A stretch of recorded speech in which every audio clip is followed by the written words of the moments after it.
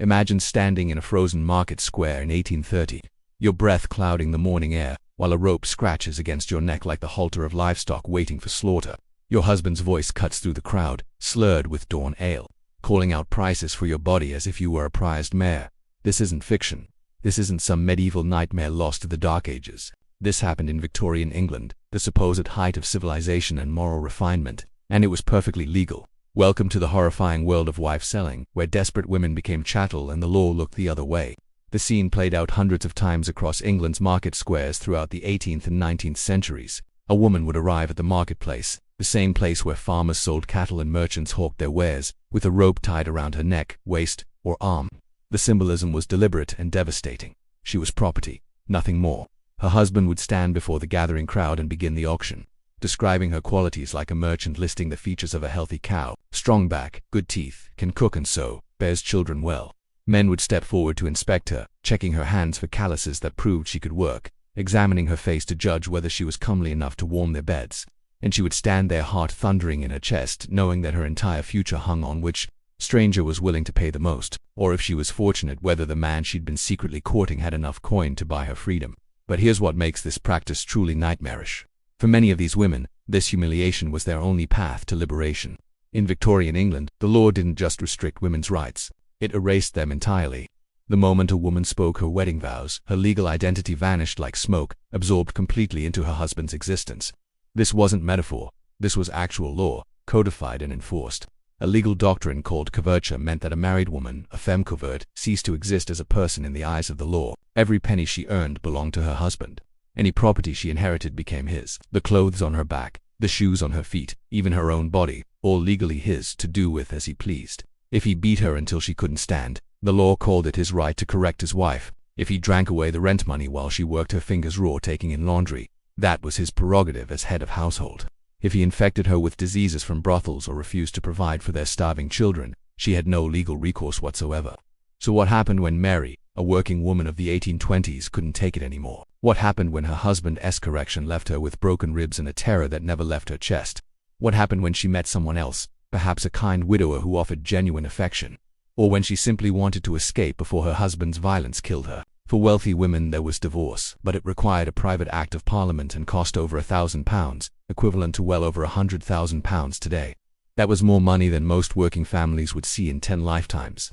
Even after 1857, when divorce became slightly more accessible through the courts, it still costs more than a laborer's entire yearly wages. For the poor, there were only desperate options: desert and hope you weren't found, separate and remain trapped, unable to remarry, die, or sell your wife in the marketplace like livestock, and somehow convince yourself and your community that this grotesque transaction was legal and binding. And so they came to the market squares, these women with halters around their necks, participating in a ritual so degrading it defies comprehension.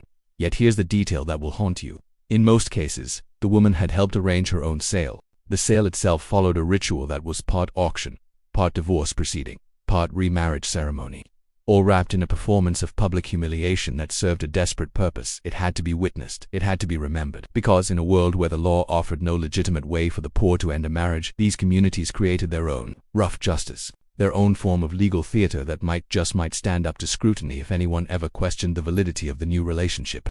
Husbands would place advertisements in local newspapers that read like livestock auctions. John Smith will sell his wife Mary at Doncaster Market on Tuesday next. She is healthy, strong, and of good character. On the appointed day, crowds would gather, sometimes hundreds of people, treating the event like carnival and courtroom combined. The husband would lead his wife forward with the halter, and the bidding would begin. Prices varied wildly, from a glass of ale to £100 plus 25 for each child included in the sale.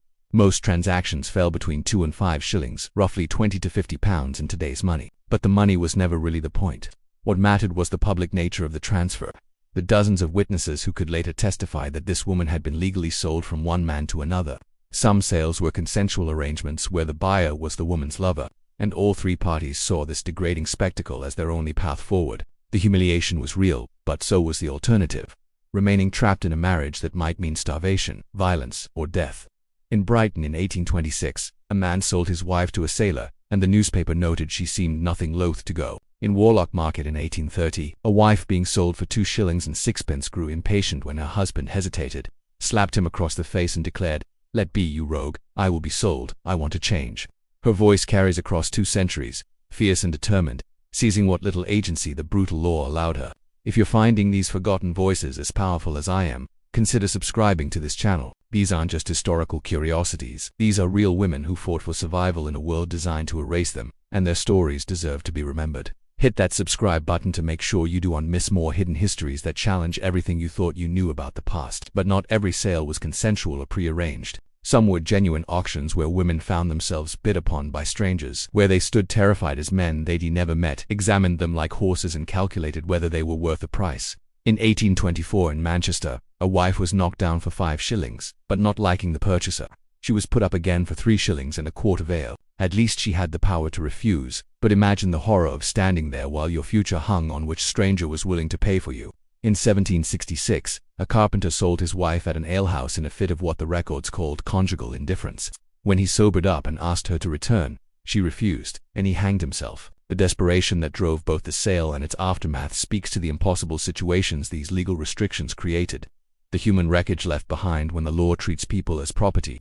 The practice persisted for over 2 centuries because it served a need the law refused to acknowledge. It offered escape, however degrading, from situations that might otherwise have been lifelong sentences. The crowds that gathered weren't just seeking entertainment, though they certainly got it. They were witnesses to their community's attempt to solve problems the law could or would address. They were participating in rough justice, making public what private law kept hidden.